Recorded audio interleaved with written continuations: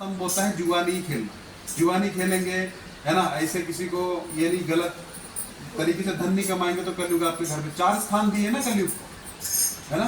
मैं शॉर्ट में कर रहा हूँ क्योंकि आप लोग के पास समय नहीं है। तो वो बोलता है कि हमको भी स्थान दो, कली बोलता है, कलयुग बोलता है। तो परीक्षित महाराज बोले 4 स्थान देता हूँ तुमको, जहाँ पे पहला जुआ खेला जाता है, दूसरा शराब पी जाती है, नशा किया जाता है, तीसरा मांसाहार होता है और चौथा व्याभिचार होता है।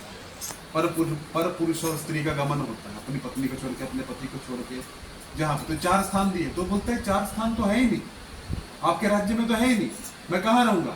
5वां दे दिया, जहाँ पे बहुत सारा धन जो है छुपाया जाता है, सोना, ब्लैक मनी, है ना। आजकल तो सोना होता नहीं है लोगों के पास में, तो धन छुपा, वहां पे रहो। तो पहला क्या था? सत्य। सत्य मतलब जुआ, जुआ जहाँ खेला जाता है वो सत्य नहीं रह सकते। और दूसरा दया, है ना, याद रखिएगा। दया मतलब जहाँ पे मांसाहार होता है।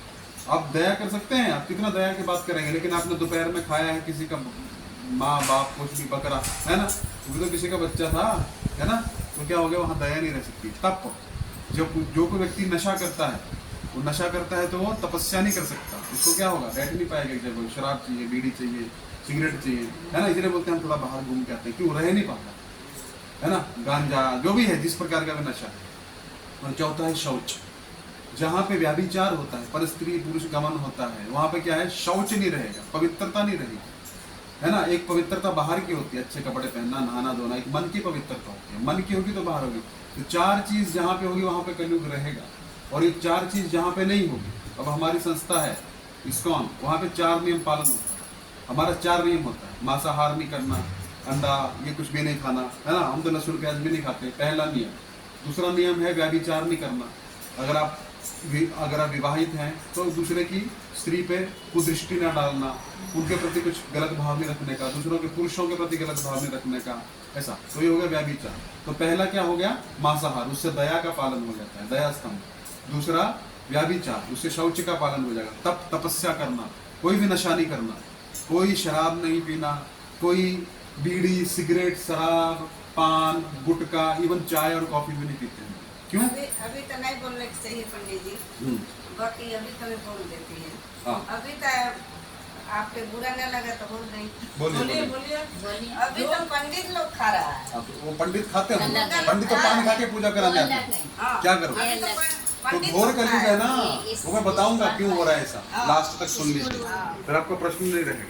ये हमारे चाली में, हाँ, सब जगह वो रोज ले आता है, रोज क्या, डेली मांसाहार। हाँ, और पंडित का काम करता है, पंडित का काम करता है, हाँ, पंडित का काम करता है, जिसके घर पे 40 क्या तप हो गया, दया हो गया, और क्या रह गया, सत्य। सत्य का मतलब खाली सत्य बोलना ही नहीं है, मैं सच बोल। उसने क्या किया, मैं सत्य ही बोलूंगा हमेशा, बस। और जाके तपस्या करूंगा जंगल में, बैठा हुआ था, है ना। तो अचानक क्या हुआ, गाय आई दौड़ती हुई, उसके आगे से गई, उसके आश्रम के पीछे छुप गई जाके। उसके पीछे एक कसाई दौड़ के आ रहा है उस गाय को काटने के लिए। तो दौड़ के आया तो उसको पूछता है, तुमने गाय को देखा? अब उसने सत्य बोलने का वचन लिया है ना। अब झूठ कैसे बोलेगा, अब झूठ बोलता है तो उसका वचन टूट जाएगा, और नहीं बोलता है तो भी ठीक नहीं है।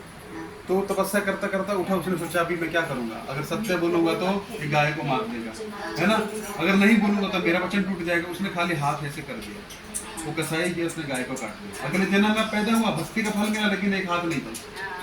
अब समझ रहे हैं सत्य का मतलब क्या होता है, सत्य कैसा होना चाहिए। सत्य का मतलब है भगवान की कथा, वही सत्य है, और कोई सत्य नहीं है। हमारा नाम है कितने दिन के लिए, 100 साल के लिए, उसके बाद वो है, कोई है आदमी नहीं, सत्य एक ही है भगवान, तो उनकी कथा। तो सत्य, तप, दया और शौच, ये 4 धर्म के क्या है, पांव, तो सब काट दिए उसने। अच्छा, फिर परीक्षित महाराज ने देखा कि इसमें एक महान, उसको मारने वाले थे, लेकिन एक गुण है उसमें। क्या गुण है?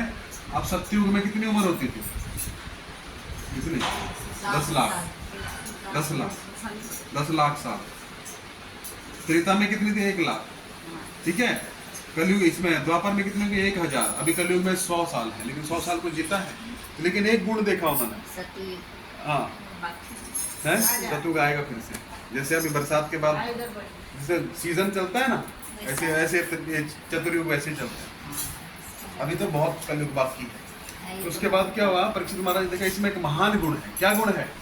कलयुग दोषों का घर है, लेकिन जो भी भगवान का नाम लेता है तुरंत भगवान की प्राप्ति इसी जन्म में कर लेगा। सोचिए, ऐसा किसी युग में नहीं है। लाखों लाख तपस्या करेंगे साल, है ना, व्रत करेंगे, जप करेंगे, तप करेंगे, तब भी भगवान प्रकट होंगे कि नहीं कोई पता नहीं। लेकिन इस युग में आप अपना काम झाड़ू लगाते लगाते भगवान राम का नाम लो, कृष्ण का नाम लो, है ना, भजन गाओ, तो भगवान क्या कर रहे हैं? सेवा हो रही है। जब आप मंदिर में झाड़ू लगा रहे हैं उसका फल आपको घर में मिल रहा है। क्यों? क्योंकि आप भजन करते हो कर रहे हैं, है ना। तो क्या हो गया?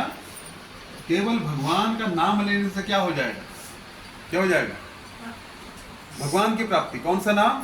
हरे कृष्णा कृष्णा कृष्णा हरे हरे, हरे राम राम राम हरे हरे।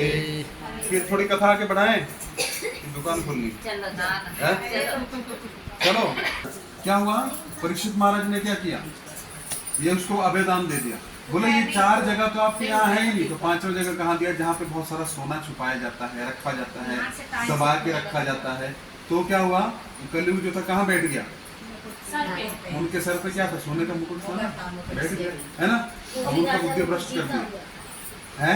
राजा लोग का था ना पहले के। हाँ, मुकुट पहनते थे, है ना, इतना सोना होता। अभी सोना क्या है? बस थोड़ा सा बना लिए, बस हो गया, है ना। वो ये पुस्तक चलता रहता है ना। हाँ, तो फिर क्या हुआ? तो परीक्षित महाराज के सर पे बैठ गया। परीक्षित महाराज शिकार खेलने गए, वहां पे उनको प्यास लगी। इतनी प्यास लगी कि एक ऋषि का आश्रम था। वहां ऋषि के आश्रम में गए, वहां पे एक ऋषि तपस्या कर रहे थे, शमिक ऋषि नाम था। तपस्या कर रहे थे, लेकिन बोले हमको पानी दो, तो सुना नहीं, तपस्या में लीन। बोले 2-4 बार बोला, उनको गुस्सा आ गया। वो गुस्सा करते, जिसने भगवान का दर्शन किया वो कैसे कर सकता? लेकिन ये सब होना था। क्यों होना था? बाद में बताऊंगा।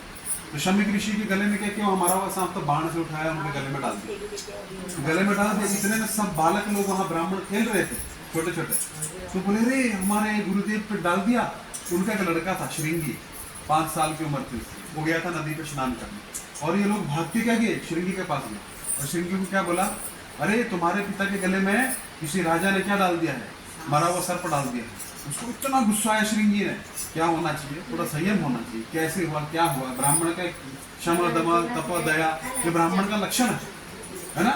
थोड़ा सा ये धैर्य होना चाहिए। उसने नहीं किया, तुरंत हाथ में क्या लिया? जल लिया और श्राप दे दिया। क्या श्राप दिया? जिसने भी मेरे पिताजी के गले में सांप डाला है मरा हुआ, वो उसकी मृत्यु 7 दिन 7 रात में तक्षक के द्वारा काटने से हो जाएगी। अब ये श्राप दे दिया। अब वो धार्मिक राजा था, धार्मिक राजा को कोई श्राप नहीं देना चाहिए कभी भी, क्योंकि वो चला जाएगा। अब कलयुग तो यही चाहता था। उसके सर पे क्यों बैठा था? परीक्षित जी के सर पे इसीलिए बैठा। तो फिर वो बाद में अब जानते हैं बहुत कुछ हुआ।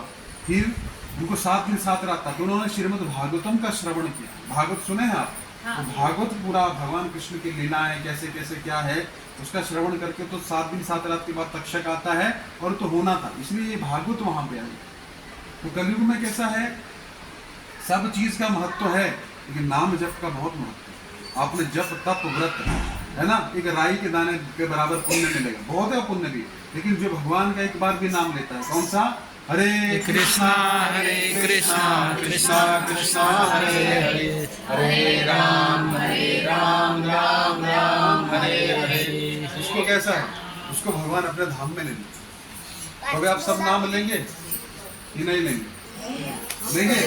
कुछ नहीं करना है, रात दिन रोटी बनाते हुए हरे कृष्णा कृष्णा कृष्णा हरे हरे, हरे राम राम राम हरे हरे, रोटी डाल दी। ठीक है। फिर उसको एक किया, खाने से पहले भगवान को भोग लगाना है ना। भोग लगा के खाओ ठाकुर जी को। अभी तो फिलहाल देखिए कोई भी भगवान का ले सकते हैं, लेकिन कलयुग में किसका नाम लेना है? हनुमान जी तो किसके भक्त हैं? हाँ, वो किसका नाम लेते हैं? कौन? राम। हनुमान जी किसका नाम लेते हैं? तो हनुमान जी ज्यादा खुश किससे होंगे? हनुमान करेंगे कि राम राम करेंगे, है ना। तो भक्त किसके हैं? राम जी के। तो राम जी का नाम लीजिए। हनुमान जी का नाम लेंगे तो फिर भी शंका है आएंगे कि नहीं, लेकिन राम का नाम लेंगे तो पक्का आ जाएगा, है ना। खुद वचन दिए हैं कि जहाँ पे आपका नाम होगा। हाँ, एक बार एक छोटी सी कथा बोल के खत्म करते हैं। एक बार एक भक्त था, भक्त नहीं था, एक सेठ था दुकान वाला, ठीक है, तो अपनी दुकान में बैठा रहता था। तो उसको बोलते थे कि भाई एक साधु आए, बोले कि तुम भगवान का नाम लिया करो। बोले क्या करें, दुकान में बहुत बिजी रहते हैं, चूड़ी वाले आते हैं, है ना, कस्टमर आते रहते हैं, हम नाम नहीं ले सकते। बोले कभी तो नहीं बहुत बिजी हैं, बहुत कस्टमर हैं, कब फ्री होते हो? कभी फ्री नहीं होते हैं। तो बोले जब 2 नंबर जाते हो तब तो फ्री होते हैं। बोले हाँ 10 मिनट तभी फ्री है, तभी ले लिया करो। कभी भी तो सोच नहीं पाता कि मेरा बिजनेस ऐसा हो रहा है वैसा। हाँ नहीं फिर भी कुछ काम तो भी कर सकते हैं ना तभी है। अभी तो कलयुग में क्या है, मोबाइल से कर सकते, पहले नहीं कर सकते। हाँ तभी तो रोटी मिल रही है। हाँ सुनो फिर क्या हुआ, 10 मिनट बोला ठीक है वहाँ पे ले लूंगा। तो बैठा था एक दिन, रोटी कौन दे रहा है? भगवान ही दे रहे हैं। हाँ। बैठे रहिए तो रोटी नहीं। अब देखिए मेरी चीज बताइए, आप बिजनेस में क्या कमाते हैं, क्या मिलता है? नहीं, जैसे आपको दुकान के ऊपर आप बोल रहे काम हैं। भी बहुत बड़ा चीज। आप सुनिए तो सही पहले, जो मैं पूछ रहा हूँ उसका उत्तर दीजिए। आप क्या कमाते हैं? आप क्या कमाते हैं? पैसा खाते हैं, उसकी सब्जी बनाते हैं शाम को आके, कौन देता है? हाँ वही देते हैं। आप पैसा वो उगेगा सब्जी वहां से नहीं, इससे कुछ नहीं होता। ये अभी हो रहा है, 50 साल पहले ऐसा नहीं होता। 50 साल पहले पैसा होता था, आप अपने घर की कुछ चीज देते थे, वो कुछ देता था, है कौन दिया? चावल का दाना फैक्ट्री में बना सकते हैं? दूध कहाँ से आ रहा है? अभी नकली बनाओ, गाय घास खाती है, दूध कैसे दे रही है? भगवान ने बनाया ना। एक ही जमीन में आम लगाओ, करेला लगाओ, नींबू लगाओ, कौन रस दे रहा है उसमें? मशीन दे रही है, भगवान ही दे रहे हैं। आपको भ्रम है केवल कि हम कमाना रोजाना छोड़ देंगे तो हमारा नहीं चलेगा। आदमी लोग है अपन गेहूं चावल फेंके जाते